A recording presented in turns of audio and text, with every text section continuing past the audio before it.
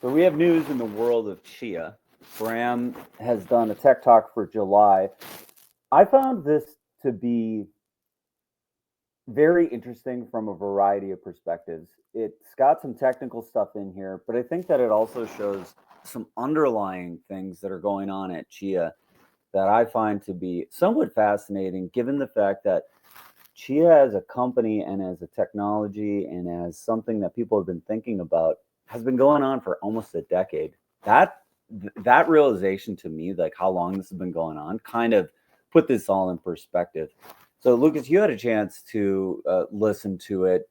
I'm eager to have this conversation with you, and instead of just kicking it back to you like I normally do, so we do a this back and forth repartee. I'm going to give you my summary first, if that's all right. Go for it. Okay. So there were kind of three parts to this. One is we got an update on what's going on with Chia Gaming and really where is Chia Gaming going. That is the first part where Bram is showing us that and kind of giving us some highlights, and that goes on throughout. So that's kind of an interesting part. Then we've got Chia 3.0. So we have a term for what's going on with what is happening with respect to the plot format, consensus mechanisms, and everything else they're going to jam into the hard fork. So this is a hard fork. And this split is no different than many other hard forks that have happened on Chia, that it will likely just be adopted en masse. But it's also the kind of hard fork where if people don't adopt it, it causes a chain split. And that really comes down to how wide of adoption are we going to see. I anticipate that we're going to have adoption of this new hard fork, but there are things that they're planning on doing which goes beyond just a new plot format, because when you do a hard fork, you're essentially rebooting the entire chain and the entire software set. You're keeping the database. So I'm not trying to cast aspersions that we're going back to the Genesis block or anything like that, but they are at a point where they can put in any kind of software they want. And so there's thoughts around what they're going to do there. And coupled with that, I would say, is this kind of modern Chialisp stuff that came out of gaming. It's not part of the hard fork itself, but it's kind of part of this 3.0. What are we doing with Chia and how do we make it better and easier to use? Then a little bit what we've got is the update on what's going on with Permuto. So they kind of peel back the hood and show us what's going on with Permuto. So I'm going to go through these and we can kind of talk about it a bit. So I'm going to nerd out a bit at the beginning here and talk about some of the tech stuff and and how I think it shows what's going on with Permuto. So I think that there's a really interesting tidbit that he dropped in here, and he just kind of blows past it fast. And I don't think Clyde really caught on to this, the interviewer who is talking to Bram about this, because Bram said that they're going to move from SQLite to RocksDB. This is changing the underlying technology that is being used to run the software itself. So when you're running a full node, you need a database to keep track of your coins. And this is used whenever you're going to spend a coin, whenever you're going to try and sync your wallet. Underlying to the blockchain is always a database. That's kind of the thing that I call databases are really, or what I call blockchains is really bad databases that take a long time to do anything. So every blockchain has some database underlying it. And so far we've been using SQLite. There was a point in time where I was running a company, which we've now talked about, which was working on doing sports stuff. So this was Bit Sports. And one of the first things that we encountered when we wanted to try and use Chia at an industrial scale, at an enterprise scale, was that it was really hard to use SQLite. And so this moving to RocksDB, I hope is a part of the feedback that has been given to the Chia team from the variety of different customers that are looking at how Permuto is going to work. And one of the things you're going to have to do if you're going to run a Chia first company, that would be Permuto, because they're actually using the blockchain, because the blockchain is required, because it's central to their company, unlike other companies that we've talked about that aren't central to Chia, is you've got to run a full node, and that full node has to be reliable.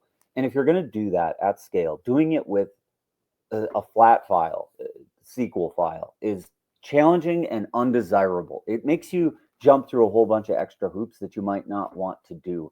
So moving to something like RocksDB, I hope, is predicated on the fact that there are customers of Permuto that are looking at this technology very closely, thinking about how they're going to run this in the cloud, because probably going to be run out of AWS or something like that, where they have the ability to scale as needed, because there is going to be a certain amount of, hey, we're talking to the full nodes and we need to be able to index, and there's a lot of stuff that goes on with that. So if they're looking at it and saying, we really don't want to have to do all of this tooling around SQLite, what we'd prefer you to do is have some sort of a database that can be run external to the actual nodes themselves, so that way we can horizontally scale this thing and have a back-end database that we can run in the cloud.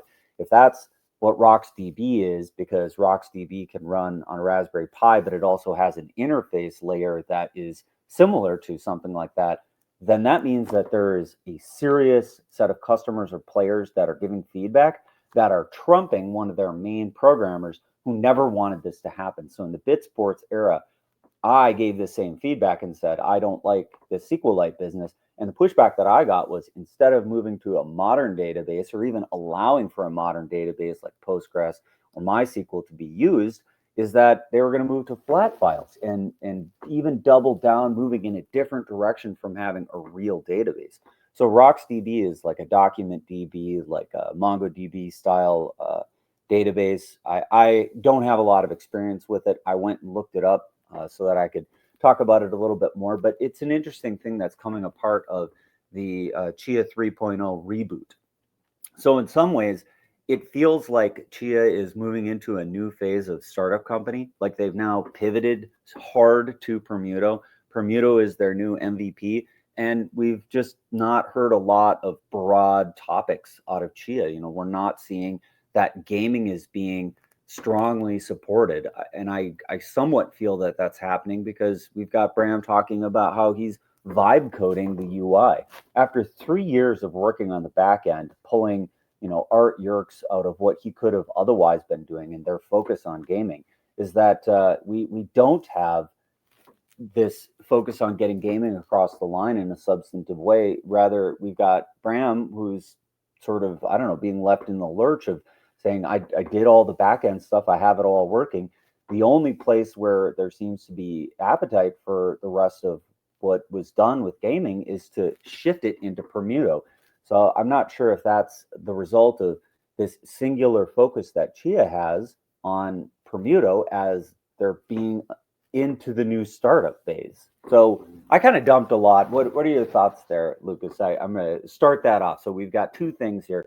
We've got Chia 3.0, sort of the reboot with the hard fork, and how that interplays with what's going on with the new phase of this, the life of CNI as a startup pivot back to the drawing board to get their MVP out the door. Well, the question that was in my mind as you were talking about the discussion that you had with regards to a more complex database was, what was the draw to SQLite and to a flat file database to begin with? Why were they so keen on SQLite? SQLite is one of the most popular databases. I mean, it's used ubiquitously. You probably have a dozen instances, if not more, on your phone. If you're using an Android or an iOS device, it is one of the types where, if you have an app and it's sitting there, you don't want that app to have to connect to some external database to keep track of its store. So if you want a cheap and easy and very performant database, having one in a flat file that can live next to your application is desirable. So probably this was a good thing to reach for. 10 years ago, it was the thing to choose, because if your spec is a Raspberry Pi and you want to have very, very low minimum spec on what you're doing, then having some other process which is sucking up some of the juice, that's requiring even more storage, more compute, whatever, on your Raspberry Pi 4 is not desirable, because really you have a small amount of state that you're trying to keep track of. So there really isn't that huge of a lift. You don't need like a high throughput, high performance database to run a full node on a Raspberry Pi. That's probably why it was chosen. And it's not a bad choice, fundamentally. The choice The bad choice that was made was not supporting multiple different database types from the rip. And you can do that with a small piece of code that you can put in between the full node itself and wherever it tries to save state. And that's an abstraction layer that a lot of pieces of software have that really wasn't that hard to add and could have been added so that you could have supported SQLite or Postgres or MySQL or whatever you want as some sort of relational database. But this is a move to a different type of database fundamentally. This is moving to like a key value store, which in some ways seems like a natural fit for Chia because everything is a coin. And so from that perspective, you have coins are spent, they have output state, blah, blah, blah.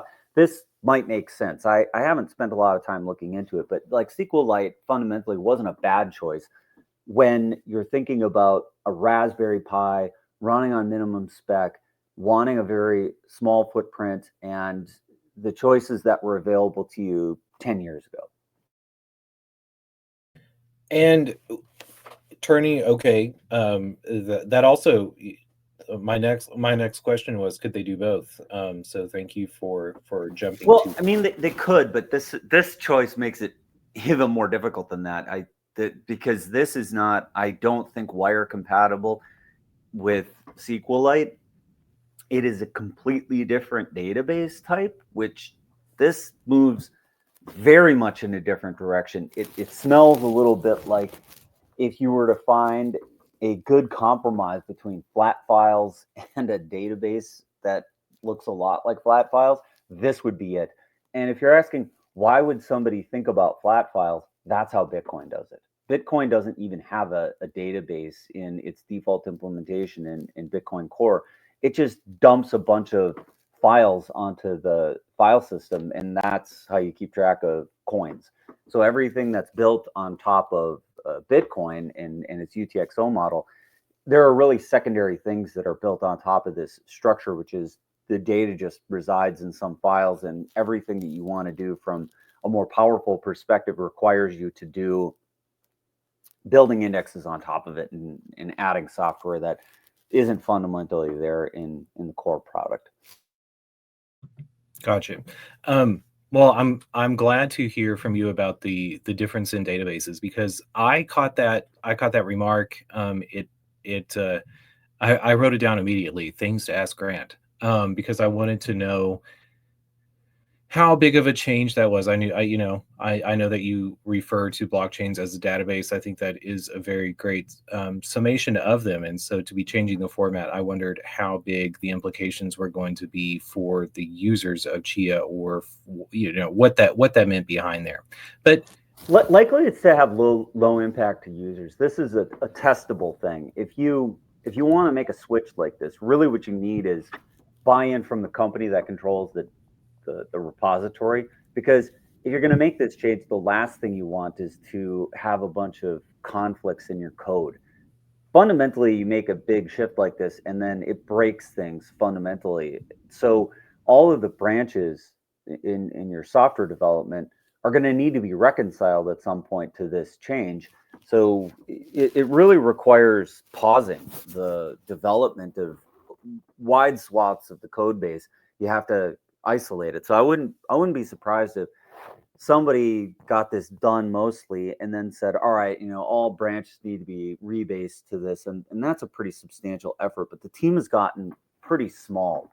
We had the riff at Chia. They had the big reduction in force. They lost a lot of people that were canonically employees. They've recently hired a lot of Chia community members and brought some people back so that they could work on Permuto. But it is fundamentally a much smaller company. So probably the number of outstanding projects that they really care about has thinned down substantively. Probably just gaming and Permuto is really what's happening here. And so that makes it a lot easier if everybody's all on a singular focus, is that you can say, well, everybody switch over to this branch and then we can make this change. That the result to the end user is likely that when you adopt Chia 3.0, there will be this migration process, or there'll be something which happens and it'll do that in the background for you. And that's probably pretty mechanical testable. And I'd be surprised if there's too many hiccups around that, because that seems to be a pretty obvious step. So I don't really see an impact to the end users, but likely for those who want to run Chia at an industrial scale, this may be substantively better. Would you throw gaming into what they've drawn it down to? Because I the thing that took me back the most when I watched this TED Talk was that the gaming the state channels and the Chia gaming was being just sort of thrown out there as we finished state channels, but it didn't seem like gaming was a product that CNI was putting on the board. And my takeaway I from agree. I agree with that. I think the fact that Bram is talking about how he's vibe coding says that they have not allocated time and resources to a UI to get this thing across the line, and that they're serious about launching it with any sort of real weight behind it. It almost seems like this is the stepping stone to get to whatever they care about for Permuto, because it almost feels like there's an internal directive at Chia that says anything that isn't directly related to Permuto is being shelved, put on hold, and is not actively being worked on. It's only the new plot format, which is an existential threat to the chain, and Permuto. This is the only thing that matters at Chia, and if you don't have that, then it's not getting any traction or budgetary allocation. I think that's why gaming is sort of not getting birthed the way that it might have in a different world where maybe Chia was more flush with cash or things had gone differently. Because if you think about it, gaming was launched 3 years ago. That's how long that's being worked on. That was a very different time and place for Chia. well, and as I was making those or just listening to Bram talk about gaming and yet thinking, wow, this isn't a product. Um, I thought I I thought, wow, CNI is devoted to the hilt towards SEC approval.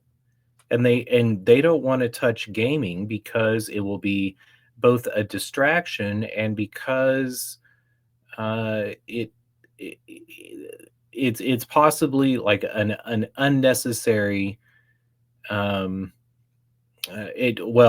mean, they're going after stocks. They're going after the stock exchanges, and to pull. um, I don't know if they thought it was pennies before the dollar to go after gambling, but I think so many other companies, so many other people would have thought that making some sort of decentralized gaming platform with state channels on their blockchain would be a holy grail, and that they could be, you know, taking some money for keeping that. That would have been their ideal product. But here in Chia, it's merely a tool aimed at that Permuto is sharpening to use for stock exchanges. I think it's because there's a push internally at Chia to just get something out that's making money. You can't do this type of pure experimentation stuff anymore. And if you listen to what Bram's saying, he's still doing big de-risking stuff, as if we were at the beginning of this project, in the beginning of when Chia had started, where you could think about what the long-term future of Chia looks like. We are in the long-term future of Chia at this point. It's really been around for quite some time. I mean, like, this is not, it's not a young pup anymore. It's a dog that's long in the tooth and needs its main use case. Like, we're still looking at Chia and saying, okay, what are people using it for? It's certainly not that royalties are preserved and that the NFT community is going to, jump onto this. With that whole scandal sort of in the rearview mirror, I don't see NFTs being, a huge thing, or even that they were going to develop into a huge thing. We've also got a variety of different projects that have, still birthed on Chia. We've got the card gaming platform that never really, you launched. This gaming stuff, which doesn't seem to have really gotten the focus. It's Permuto, and everything is Permuto. And so it almost seems like what they're doing is looking at this project and saying, what can we harvest out of it that is particular to Permuto? There was a big plan for how side how payment channels and state channels could ultimately work. But I think now with where the company's at, they went in and said, all right, well, we gotta make hay with whatever sunshine we've got here. And that means harvesting state channels and payment channels out of the gaming stuff. And that means gaming gets left to the side. It might be that it's a regulatory issue.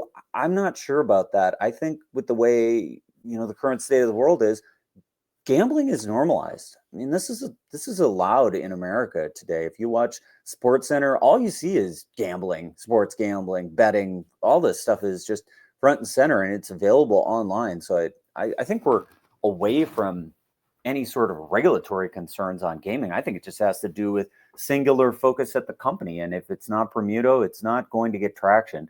And that's why there was no developer, there was no designer allocated to helping to get this across the line. And that Bram is talking about how they're going to make this coin network for speeding up some parts of what Permuto needs to do, along with confidentiality. Because I'm sure those finance guys that are looking at Permuto and saying, well, we don't want everybody to know what we're doing. We don't want to just telegraph all our moves on chain, especially if we're moving currency around to try to buy in on some stocks. Like, the people could look at what we're doing. It's a transparent blockchain. So bringing a payment channel network into it with some privacy aspects seems, again, driven from Permuto. Now, those are exciting things to announce within the context of this talk, is that Chia itself is pursuing some amount of confidentiality stuff, which Bram says anybody could have done this. And I'm of the opinion that doing silent payments the way that that Bitcoin did it would be fairly straightforward on Chia. The problem is that on Chia, its number go down. So there's no energy to build this kind of stuff without something like Permuto bringing the users and the energy to the chain. These sorts of raw advancements that you could do in the state of blockchain programming can't happen on Chia when the price keeps plummeting. Well, let's talk about the confidentiality coins. But before so, I do think you say I'm that gambling has become normalized. Maybe, but you don't expect your bank to start a casino. And if I can imagine a sound in the room of the SEC whenever they're having somebody coming in and saying, we want to be providing a trusted network, to say, oh, and we have this side project, which is a casino. I could hear a needle scratching on vinyl right then and there. And so you could see the hard stares. You're doing what? Yeah, hard stares and sidelong glances, and this meeting is over, and we're moving this to the yeah. I think you maybe do hear Bram saying this too, because he's saying, well, this is a reference implementation and anybody can pick it up and do it. And some of the other stuff you also heard in this talk was that they've moved to a generalized turn-based framework. So they've taken what was built on gaming and thought, well, all right, if we can't get this thing across the line, well, at least put out some reference HTML that shows how this thing can be plugged together. We'll normalize it into a generalized turn-based framework. So if anybody wanted to use it, they could use it with minimal lift. And then we'll harvest what we can and put that into Permuto when we start making payment channels with confidentiality. Yes, and good on them for that. And I think it wise to focus on Permuto at this point. Would that this had happened 5 years ago, but we are where we are. So I'm glad that they're not risking their relationship with the SEC over a casino. But it's frustrating from we're all investors in Chia, and I think we all need to think about that in some sense. It's like you've invested your time, effort, money, energy in this blockchain and listening to stuff like this. And so you have a vested interest in what's happening. And I would say it's hard as a Chia investor somebody who really cares about this, who's put a lot of mind space, effort, and thought into Chia and continues to run mining gear and support the network. I mean, my device is still sitting here turned on, sucking up electricity, and I'm subsidizing this network because I'm certainly not getting paid back at this point with this coin price. Is that gaming's been worked on for 3 years. 3 years of our CTO, Bram Cohen, spending his time and effort doing this, taking art yerks off the table and working on this stuff. And we got the ancillary benefits of some other things, but to not get it across the line in a substantive way, or to not even find a community partner that wants to pick this up and raise money and do it independently also seems just infuriating. This has been worked on for so long. It's had so much focus of the CTO of the company. And then at the very last minute, that it doesn't come online, it doesn't get across the line, there's no partner to pick it up, it's a reference implementation, and we're on to the next thing. Well, man, we don't. That's a bitter pill to swallow. Well, don't swallow it yet, or at least, Chia, CNI, they put the information out. Maybe somebody picks it up, and I can't imagine somebody wouldn't be doing that. So that all aside, and again, we are where we are. I'm glad that they're focusing on Permuto. I think there's there a lot of there. So and it's good news that they have that they have something to use now with regards to the state and payment channels. But I had a question for you there before we go on to confidentiality coins. Clyde asked Bram what the difference between the state and payment channel is, and I didn't catch the answer, and I didn't get a chance to go back and listen to that. What do you know offhand what the difference, what they mean when they're saying a state channel versus a payment channel? Well, Bram says it pretty clearly that they're essentially the same thing. A state channel is a generalized mechanism where you have, at least in the form that Chia is doing it, it's a 2 of 2. It means that there's two parties that are interacting and they're agreeing to the rules of what they're going to interact on, and that you start with an initial coin spend that says, here's what's at stake, here's the amounts of the coins that we're going to commit to what's happening here. And then there's ultimately some kind of reconciliation that happens, because a state channel is something that happens off chain for some period of time. That's what allows you to run faster. So if you hear when they're talking about how these things work, he said, you can operate in real time once you've opened this state channel. And the reason you can operate in real time is because you're not waiting for the blockchain. And he talks about what happens when you have a party that sort of just nopes out. They just cease to exist. Like the other counterparty to this gaming thing that you're doing just fundamentally doesn't show up, is that you can reconcile whatever you guys were doing back to the chain. And so you fall back to the blockchain if you have to. But if the parties are interacting appropriately, you're sort of moving into between two different states. And part of this is in the way that Bram has implemented this. It's like this odd even thing. If you look at the code, you have odd numbers and even numbers, and that's sort of how you move between the two different sides. And so it's between two parties, and a state channel is a generalization of a payment channel. So a payment channel is a special type of state channel. It's very particularly focused.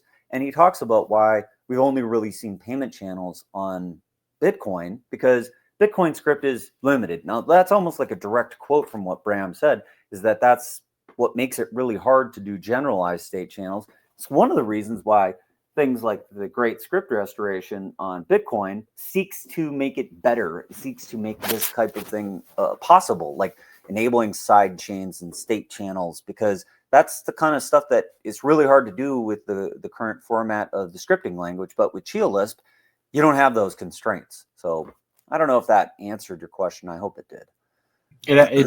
It does. And but let's talk about confidentiality coins now, because that was also something that, again, I thought, wow, CNI, like, is openly talking about some of these innovations on the chain.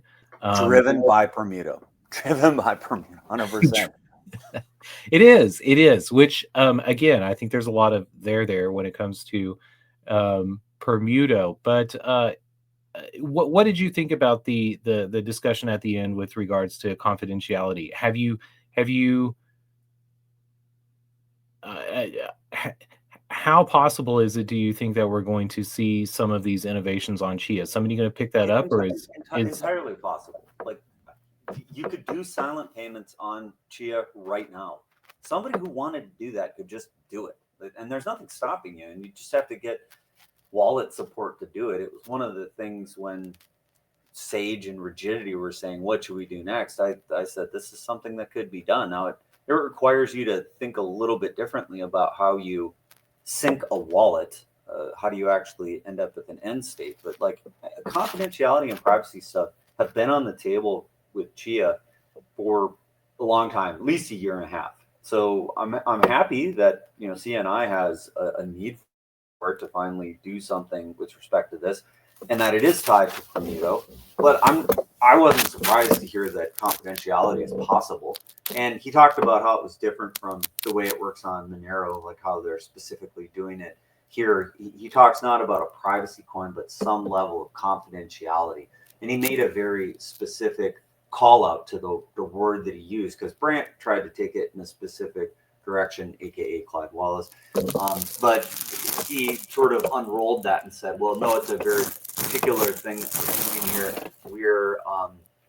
We're making it so that the amounts are encrypted and that it's a confidential token so that you can't see the amount that's being spent, but that other parts of it would still be transparent and would still be able to inspect what's happening from some perspective.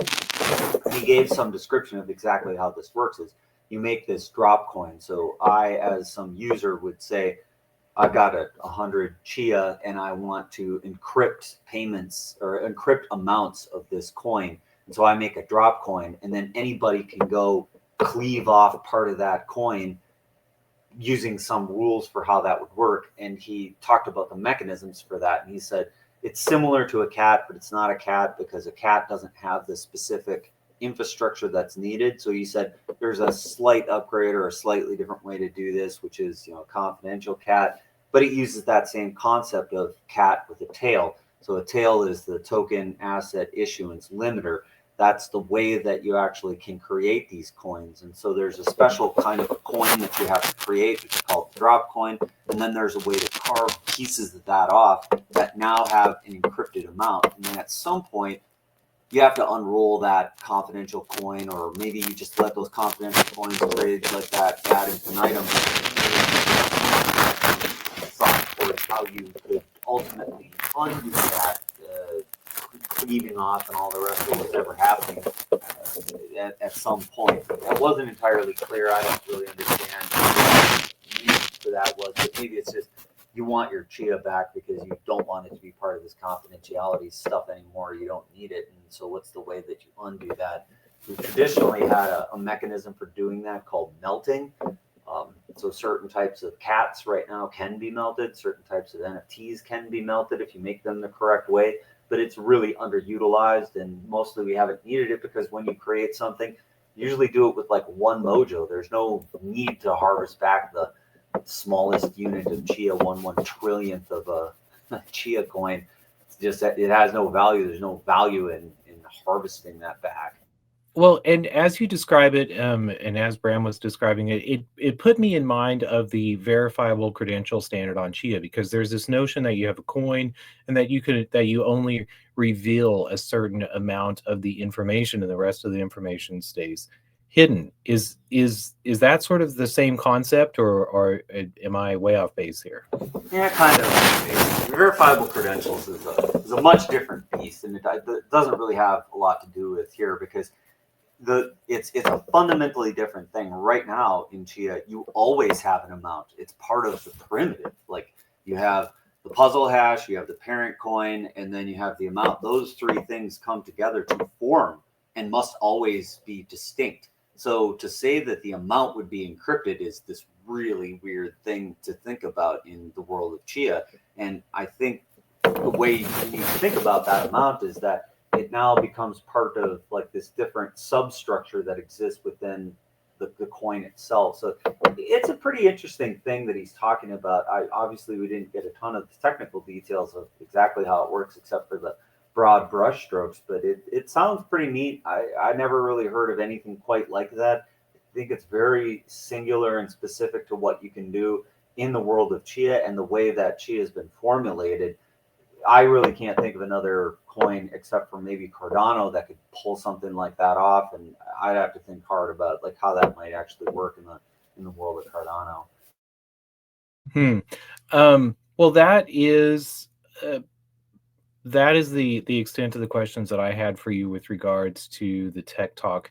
Was there anything else that you? Yeah, the other thing they talked about was what's come of gaming, like what else has been harvested from this, and they talk about this quite a bit as far as he's referring to modern Chialisp and that there's now a module style which hasn't been merged into mainnet, that we now have print def. Like this is something that comes usually in the first pass of a development of a language, is that you have a way to output something, and we're getting that now, as well as some very programmery type stuff, which is kind of high using stack traces and debugging. Again, this is stuff that most times you have this day one. For it to come nigh on 10 years later, it's a little late for it to be coming. It's a little late for this to be the stuff that we're finally getting to the point where we're trying to make it easy to program in Chialisp. I don't know. I'm glad. I'm happy that we're getting this stuff. It just feels late. Feels like this stuff should have came a long time ago. I don't know how everything got developed on Chialisp. I don't know if something's come of some of the guys are looking at this and saying, well, how do we do this on our own? And they're getting strong pushback from the people who are actually taking a look at this and trying to get deep into the weeds on it and saying, I didn't have my basic tools and get this stuff done, so these things have to be done now. It still feels like there's customers who are somewhat serious about being a part of this and not letting anything sit on the side, but that they want to be very involved in all aspects of what's going on with Chia and having this tech under their belt. And I could see this as pushback, saying if we're going to be able to program in this language, it's got to have some very basic stuff. So they're being forced to put some of these things in here that otherwise didn't come about, or maybe it came about because of some gaming stuff. But again, this is very late for it to be needed for gaming. So I almost feel like some way Art had his own way of introspecting what's going on with Chialisp and didn't need these things, but other people who are coming into this with less of that experience are just not accepting the way that they've been doing development. So that was another thing that was kind of interesting in what I heard here. Then one other thing, which I think is very interesting. They were talking about vaults and the iOS signer and the limitations that currently exist on Apple in the secure enclave. So they're talking about a piece of technology, which is hardware. It's hardware that's in your phone. And what it does is it holds on to private keys for you. This is very awesome. It means that every phone is essentially a Ledger Nano. It has the capability of doing that. It can put your keys in there, and those keys can never come out. And so if you use your phone for blockchain style stuff, it can be an extremely secure way of doing things because there are levels of security in the phone that are going to protect those keys. And so they mentioned that they're working on getting BLS integrated by default into the secure enclave. I don't know how. I don't know who else needs that. Chia certainly needs BLS, and there was a thought that Ethereum was going to start using BLS, and that this was going to be a signature type that was very desirable, and that a lot of people were going to use it later. So far, Chia is the only one that uses BLS, despite how powerful and awesome BLS is. So all the plans that have been done with vaults and with Cloud Wallet have been done with a different type of signature, and that means that you have to use a different type of coin on Chia than what natively you would want to do if the secure enclave supported BLS by default. So hearing that they're working on or having discussions with, or that they even have the door open at Apple is pretty exciting news. that to me means that maybe some customer that is involved is also has some sway at Apple, or it has the ability to make those connections at Apple, and that now those discussions can actually occur where they can at least propose it or ask if it can be added maybe in a new version of the iPhone. I don't know. It depends on like where this really goes, but I think it's another little ray of sunshine coming through what's going on with Permuto if it's opening those doors and allowing for that kind of discussion to happen.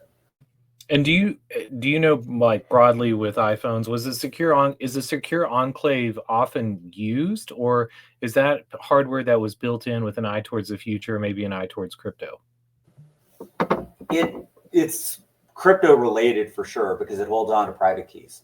So it's like in all of crypto, what you need this public private key pair, and so it's a place to put private keys. It's the only real purpose of it.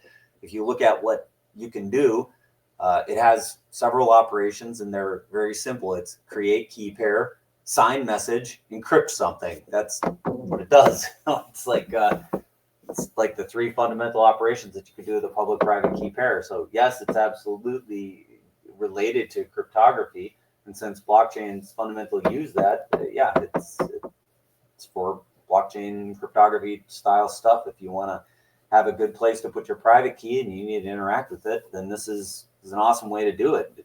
It's a really cool piece of technology, and it was built for doing these types of things. Yes, 100%. It's the only thing it can be used for. Okay.